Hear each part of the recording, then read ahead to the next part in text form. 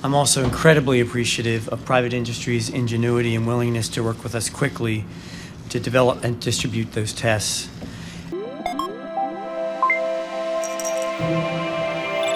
Because the symptoms of COVID-19 are similar to those of other diseases, testing is the only way to know for sure if someone is infected with the coronavirus. Mass testing is crucial to halting its spread. In the UK, a home test will apparently go on sale very soon. At present, most tests are based on looking for genetic sequences specific to the COVID-19 coronavirus. If these sequences are found in a sample, it must contain the virus. Getting a sample to test involves pushing a swab, which resembles an extra long cotton bud deep inside the nose or to the back of the throat. The swab is then sent off to the lab. The virus is only detected in the blood, urine or feces. Roughly half of those who test positive based on nose or throat swabs. So blood, urine and stool tests are not reliable. If you are coughing up sputum, testing that can provide more accurate results than a nose or throat swab, according to a handbook summarizing findings in China. Most labs use a method called polymerase chain reaction (PCR), which takes several hours. It can take days for labs to run the tests and tell people the results. Several groups around the world are developing faster genetic tests, typically based on a method called loop-mediated isothermal amplification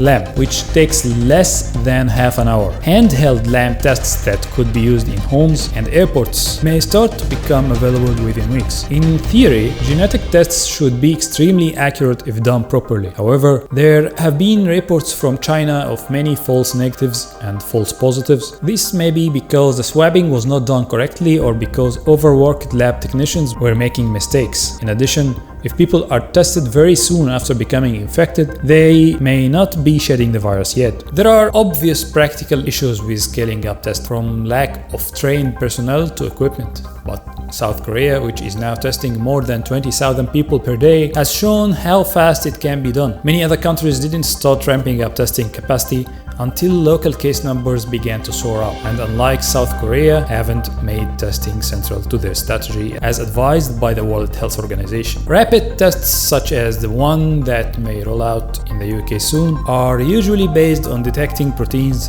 rather than genetic sequences. These proteins can either be viral ones called antigens or the antibodies our bodies make to kill the virus. Antigen tests can directly detect the presence of the virus, but are less accurate than genetic tests. The downside of antibody tests is that they cannot detect infections in the first 2 weeks when people are most contagious. However, our bodies keep making antibodies even after we have recovered from an infection. So, testing people's blood for antibodies against the coronavirus will reveal how many of us have been infected so far. This will help us calculate the infection fatality rate. Sometimes people start producing so-called immunoglobulin M antibodies against the coronavirus around 10 days after showing symptoms, perhaps 15 days after infection. After another 2 days, their bodies start making immunoglobulin G antibodies and gradually stop making immunoglobulin M. Most people will recover fully as soon as immunoglobulin G levels ramp up. Many rapid tests can detect both types of antibodies. If immunoglobulin M antibodies are present in someone's blood, they are likely to be still infected. If only immunoglobulin G is present, they are recovering or fully recovered. We don't know how accurate are these rapid tests, but numerous companies are producing different tests that haven't been independently checked yet.